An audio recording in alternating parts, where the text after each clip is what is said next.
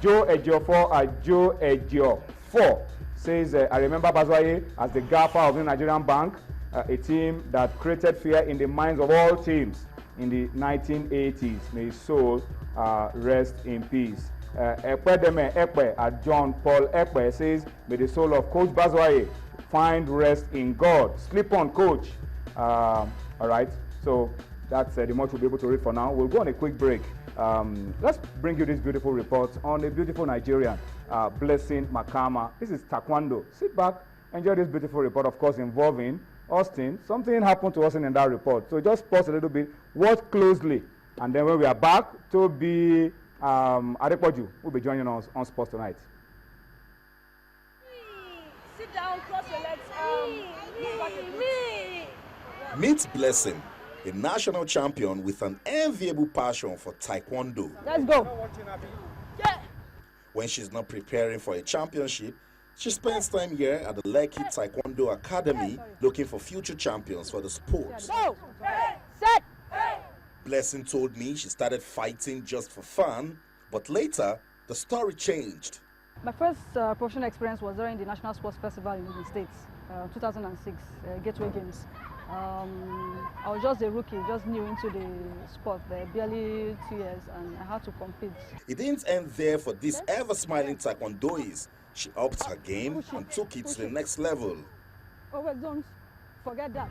I would say from 2012, the Eko International Sports Festival, because that was when I won my team gold event for the National Sports Festival, because I represent Lagos State.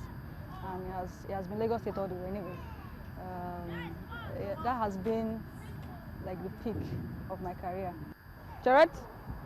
Blessing enjoys teaching the art of Taekwondo, but what inspiration does she get doing it with kids? I do not want to let my career in Taekwondo come down. It keeps me informed, keeps me in shape, training them, because while I train them, I learn as well. She says that if you want to be better at all the stuff you are doing, that you have to focus and practice all the time. At last year's Commonwealth Taekwondo Championships in Scotland, Nigeria won 10 medals, and Blessing contributed a silver and 1 bronze medal. This third-degree black belter has big aspirations. Well, my biggest aspiration is to win more medals for the country, more international medals recognized out there.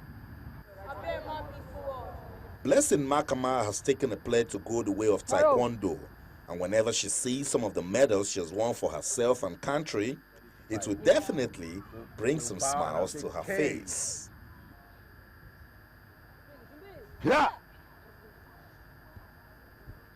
Oh, forget about it. It's just a bluff. I won't embarrass myself on television.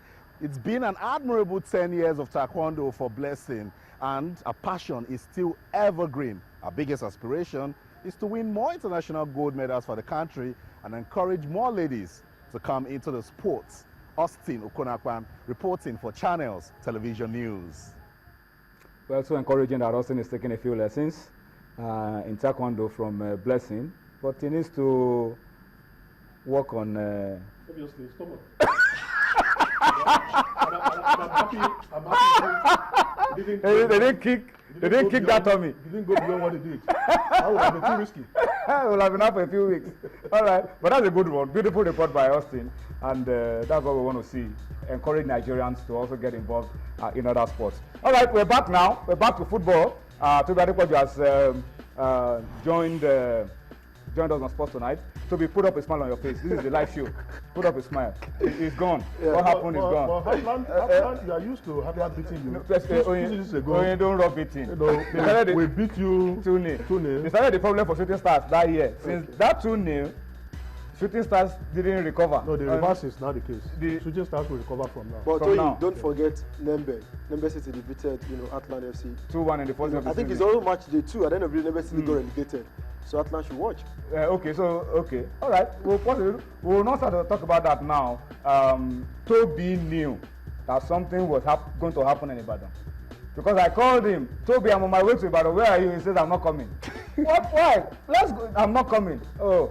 He knew the result before the game was played. We'll talk about that later on the show. But gentlemen, it was a fantastic weekend of football. But then for Nigeria, our clubs, it was a case of good, very good, and then embarrassing. But let's start with CAF Champions League. Enyimba, playing in Aba, could only score a goal against Smoa of Egypt in the CAF Champions League. Slim victory, but something that Enyimba can still build on going forward in the CAF Champions League. Well, Tonya, I think the Egyptian team knew exactly what they wanted, and it started from the build-up, to the game. They kept Enyimba in the dark as to the itinerary, traveling arrangements. They came to Abuja, went to Owerri, spent the time in Owerri, left Owerri on the day of the game to Aba, and unfortunately for Enyimba, they were able to. Fortunately or unfortunately, they were able to get that goal from Raphael Bomson. A very tight game. But I think 1-0 is better than 2-1, because and it's better than 0-0. Yes, and what the Egyptians need now to score two goals that without Enyimba, scoring. And that's going to be tough for them. Difficult, because they will come out in Alexandria, because they're based in Alexandria. They will come out to score goals, and that could help Enyimba. But as it is now, it's neither here nor there for the two teams. All right, let's step down to the CAF Confederations Cup. Warri Wolves decent 2-0 from the first leg against the Derbits. Goals from Etebo and Bola and Salami from the penalty spot, giving them a comfortable looking result. This ones we need to score 3 goals, and it looks like Warri Wolves should be able to get the result to go through. But then check our last result for the day. Embarrassing. Club Africain walked over Dolphins. We said it on this show that was a possibility, that was the more likely thing to happen, because Dolphins were going into this game 1 day late after sleeping at the airport, and because they didn't have money to go to the hotel, they wasted money buying tickets to go to Tunisia, missed their flight, wasted more money cancelling the flight and rescheduling, flew to Dubai. We were tracking them via Twitter, got to Tunisia, toiled around, moved around, trained for a game that never was going to happen. Yeah, I tell you, we saw it coming. Tale of woes. We saw it coming. It is very, very sad. Not really acceptable to everyone in Nigeria, Dolphins fans, and the Nigerian region, and everyone. Every stakeholder. On Thursday, you are still in Nigeria for a game you play on Saturday at 3 p.m.